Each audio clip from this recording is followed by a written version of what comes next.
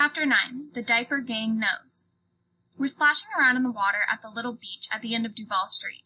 It's the only way to cool off on a hot day, and every day is hot here. I wade up to my waist in a bathing suit that Aunt Minnie found for me. A beaming boy comes running up. "It's Ira!" Kermit exclaims.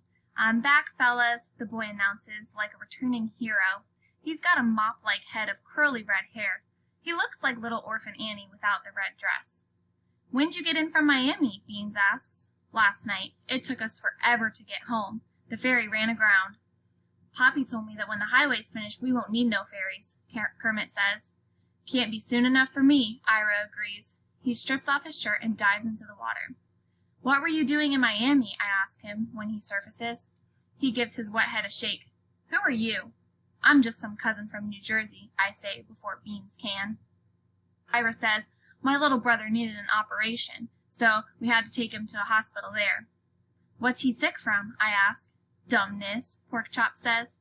"Eggy lit some firecrackers and wouldn't believe me when I told him to throw them," Ira says. "He blew his thumb off and his pinky too." "How's Eggy doing?" Kermit asks. "He's got so many of my aunts worrying over him, he can't fart without one of them jumping," Ira says. "So what'd I miss? Have we got a lot of babies?" "The diaper gang was Ira's idea in the first place," Kermit tells me. "I'm the brains of the operation," Ira says. "I wouldn't brag about that," I say. "We've been busy," Beans says, "but we're gonna need a new wagon soon." "Where are we gonna get the dough for a new wagon?" Ira asks. Everyone's quiet, and then Kermit wiggles his eyebrows and says, "The Shadow knows." The boys are always quoting the Shadow. He's a mysterious narrator from a crime radio show. I like the Shadow as much as any other kid, but you'd think if he knew so much, he'd give some advice to President Roosevelt. Far as I can tell, he needs all the advice he can get. A pretty lady with a broad-brimmed hat walks up with a handsome man. "Porkchop? Beans? Are you boys having a pleasant summer?" she asks. Beans looks frozen, but Porkchop swallows and mumbles, "Yes, Miss Sugarapple." "See you two in the fall," she says, and they stroll off. "Not if I'm lucky," Beans says. "Your teacher?" I ask. Kermit says, "Porkchop and Beans got in big trouble with Miss Sugarapple." "What did you do?" I ask. "Nothing," Beans says. "They stole the answer sheet for a test from Miss Sugarapple's desk," Kermit says. "We didn't steal it," Porkchop says. "We borrowed it. They had to stay after school every day for the last month and write 'I will not steal' on the chalkboard 200 times, Kermit says. "Guess you won't steal next time," I say. Beans sneers. "Next time, we won't get caught." After we finish swimming, we have a cut-up. A cut-up is something the conch kids do every chance they get. Each kid brings whatever they can find lying around or hanging on a tree. Sugar apple, banana, mango, pineapple, alligator pear, guava, cooked potatoes, and even raw onions. They take a big bowl, cut it all up, and season it with Old Sour, which is made from key lime juice, salt, and hot peppers. Then they pass it around with a fork, and everyone takes a bite. It's the strangest fruit salad I've ever had, but it's tasty. "Listen, fellas," Ira says, spearing a piece of potato. "I've been thinking." "About how to get us a new wagon?" Beans asks. Ira shakes his head. "I met this kid named Lester in Miami, and he told me about TikToking." "What's that?" Porkchop asks. "All you need is a rock and string," Ira says, lowering his voice to a conspirative whisper. "It goes like this." Ira explains that you take a rock and tie it to a long length of string, long enough to reach across the roof. Then stake out a house and wait until everyone's asleep. You throw the rock over the house so that it lands on the opposite side near a window. When you tug on the string, it scrapes the window and makes a scary sound, as if a bony hand is trying to get in the house. The folks inside are scared so bad they scream their heads off, and you take off running. And the best part, Ira finishes, no one knows who did it. What do you think, fellas? "I like it," Porkchop says. "Who should we TikTok first?" An evil glint appears in Beans' eyes. "Miss Sugarapple," he says. It's late and I'm lying in bed, listening to mosquitoes buzz. The night air is thick with the sweet scent of frangipani. Smokey's curled into my side, her paws twitching in her sleep. like she's dreaming of chasing mice. Archie told me once that what he really sells is dreams. Nobody needs fancy face cream. A lady buys it because she wants to feel young or find a husband or feel prettier than her neighbor, he told me. All I do is sell her that dream, bottled up nice and tidy in a cream or maybe a new hat or some brushes. But what if she doesn't have a dream? I asked him. Princess, he said, laughing, everybody's got a dream. I've almost fallen asleep when a scream shatters the quiet, and I know that the diaper gang has struck. The conch telegraph kicks in the next morning. When I go outside, the diaper gang boys are sitting on the porch talking excitedly.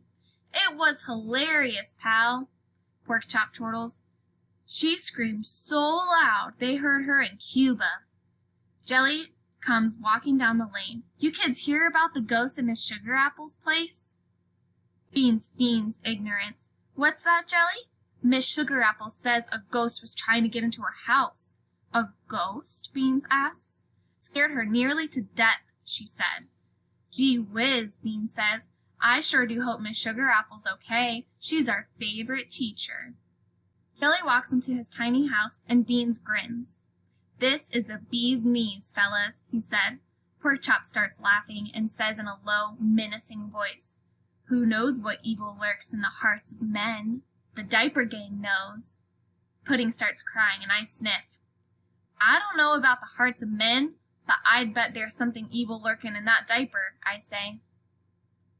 Over the next few days, the diaper gang TikToks the houses of various folks who they think have wronged them, including a preacher, a store clerk who never gave out free gumballs, some man who yelled at them for picking his Spanish limes, and a girl named Lucy who sat in front of Beans in school and wouldn't let him cheat off her test. But I guess spending all night scaring folks is starting to take its toll, because when I go to breakfast on the third day, Beans and Kermit are practically asleep at the table. Late night, Shadow? I ask, and Beans glares at me. There's a knock at the door, and Ira comes tromping in. He's got dark circles under his eyes, too. We got babies, he says, and Beans stands up and walks out after him, Kermit and me trailing behind. By early afternoon, everyone's drooping, and not one of the boys has any patience left for the crying babies. It's just me and Beans and Ira. Kermit was only too happy to go home when Aunt Minnie hollered for him that it was time for his nap. I wish I had rheumatic fever so I could take a nap, Ira says. Pudding is crying in the wagon. Beans snaps at me. Oh, just pick 'em up, why don't you? I'm not in the diaper gang, I say. Who cares, Ira says with a yawn. We're beat. I pick up Pudding. He nuzzles his sweaty head into the bare skin of my neck and closes his eyes, his little fist tugging on my hair. I guess this is why they warn you about picking up babies. If he stayed quiet like this, I wouldn't ever want to put him down. Porkchop comes limping down the lane.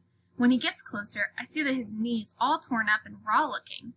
What happened to you? I ask him. He spits out the words, too bad. Too bad followed us when we went TikToking last night, Ira says. Porkchop tripped over him. How could you trip over him? I ask. I didn't see him. It was dark, Porkchop says. I hate that kid. Well, you didn't have to cry so loud, Iris says, looking annoyed. The shadow's supposed to be mysterious. You almost got us caught. You see my leg? It hurt, Porkchop says. The next afternoon, we're sitting around having a cut-up when Kermit comes hurtling down the lane, waving a newspaper. Fellas, he exclaims, we made the paper. The headline shouts, Key West cursed by weeping ghost. Weeping ghost? Porkchop says. What are they talking about? Read it, Beans orders, and Ira obliges. Is a mysterious ghost haunting the lanes of our fair town?